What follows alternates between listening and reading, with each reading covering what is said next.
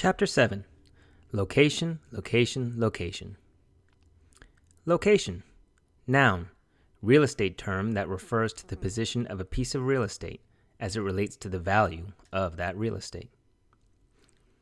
Evan was in trouble. So far, he'd earned $47.11, which was more money than he'd ever had in his whole life.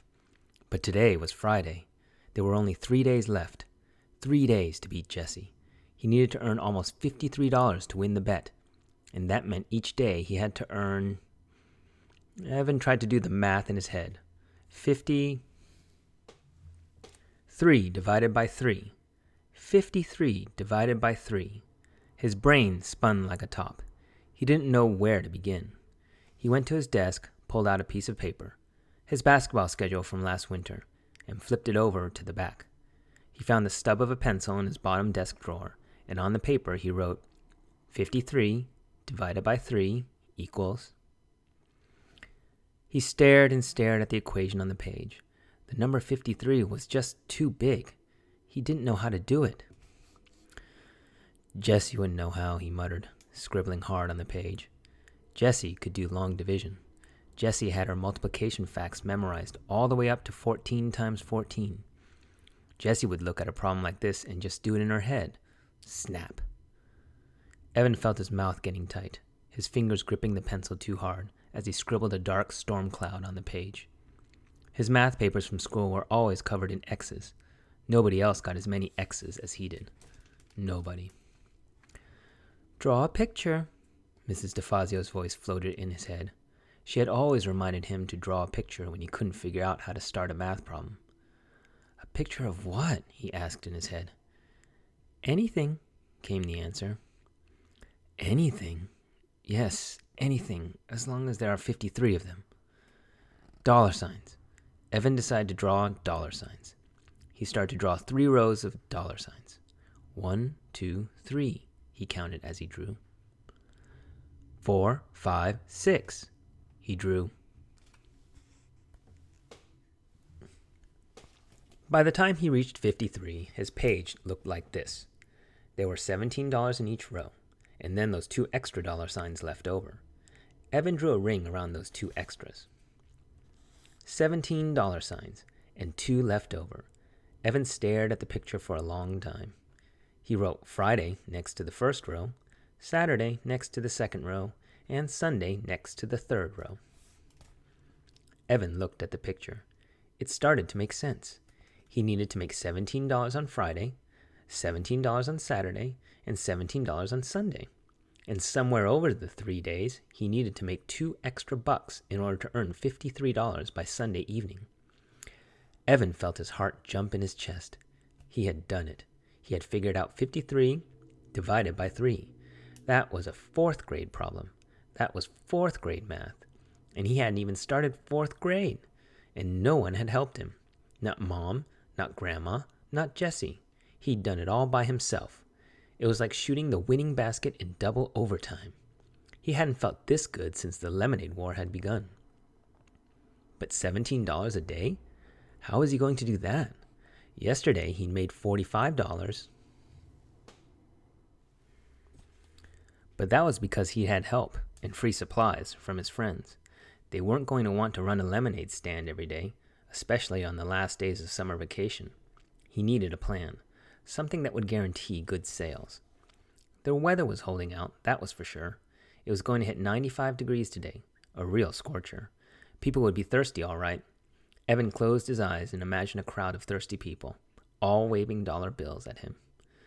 Now where was he going to find a lot of thirsty people with money to spend? An idea popped into Evan's head. Yep, it was perfect. He just needed to find something with wheels to get him there. It took Evan half an hour to drag his loaded wagon to the town center, a distance he usually traveled in less than 5 minutes by bike. But once he was there, he knew it was worth it. It was lunchtime, and the shaded benches on the town green were filled with people sprawling in the heat. Workers from the nearby stores on their half-hour lunch breaks. Moms out with their kids. Old people who didn't want to be cooped up in their houses all day. High school kids on skateboards slooshed by. Preschoolers climbed on the life-size sculpture of a circle of children playing Ring Around the Rosie. Dogs lay under trees, their tongues hanging out. Pant, pant, pant. Evan surveyed the scene and picked his spot, right in the center of the green where all the paths met. Anyone walking across the green would have to pass his stand, and who could resist lemonade on a day as hot as this?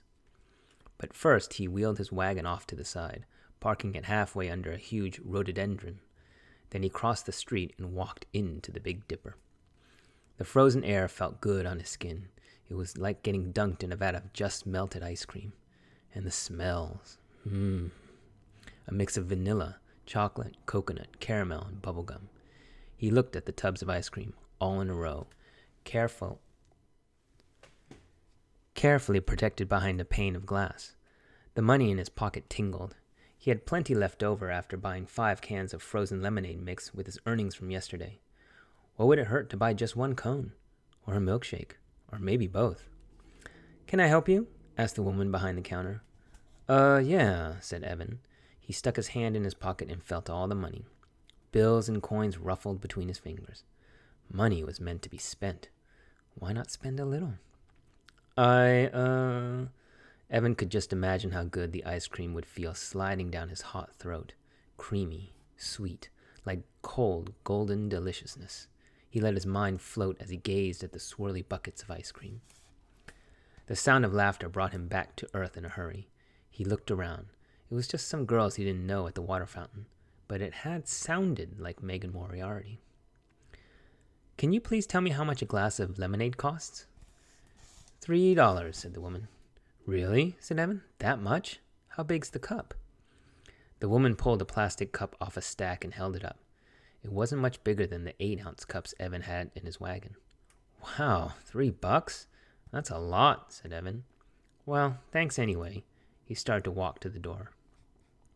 "Hey," said the woman, pointing to the ice cream case. "I'm allowed to give you a taste for free." "Really?" said Evan. "Then, could I taste the strawberry slam?" The woman handed him a tiny plastic spoon with 3 licks worth of pink ice cream on it. Evan swallowed it all in one gulp.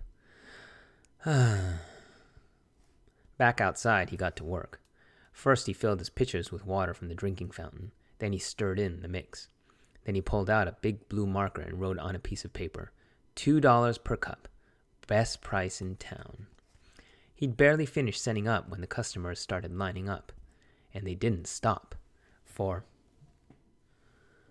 a full hour, he poured lemonade. The world is a thirsty place, he thought as he nearly emptied his 4th pitcher of the day. And I am the lemonade king.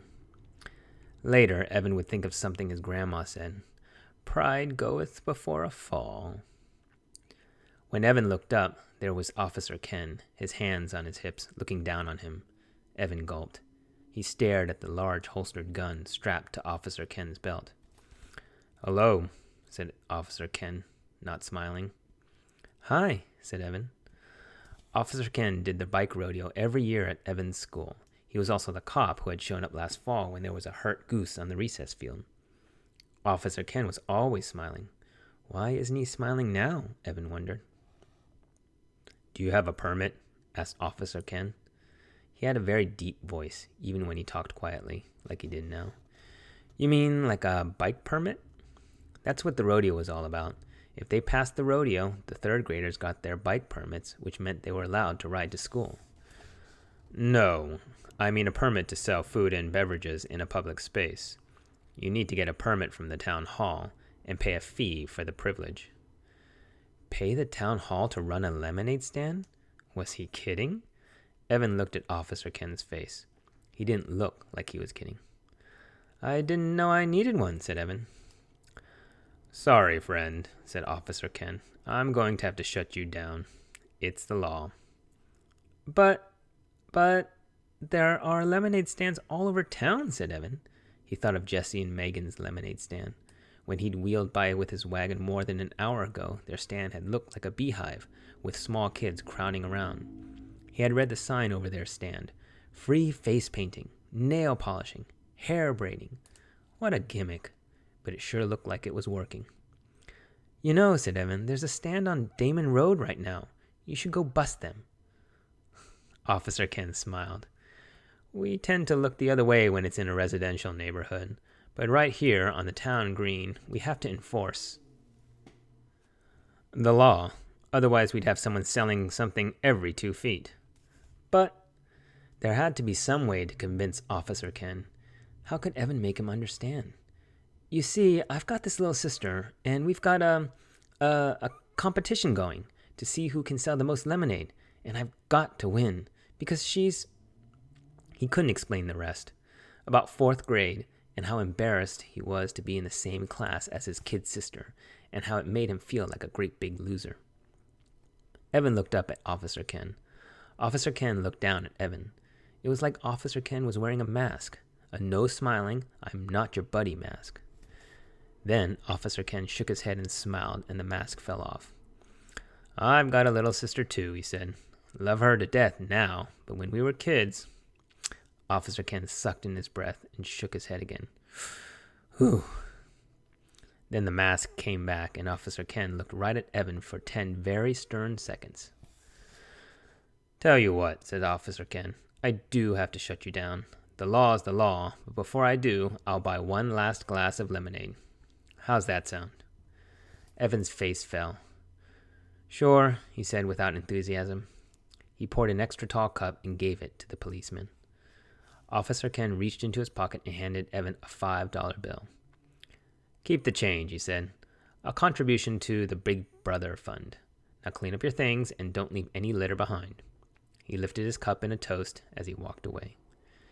Evan watched him go. Wow, he thought. I just sold the most expensive cup of lemonade in town. Evan stared at the $5 bill in his hand. It was funny. 2 days ago, he would have felt as rich as a king to have that money in his hands. It was enough to buy 2 slices of pizza and a soda with his friends. It was enough to rent a video and have a late night at someone's house. It was enough to buy a whole bag full of his favorite candy mix at CVS. 2 days ago, he would have been jumping for joy. Now he looked at the $5 and thought, it's nothing.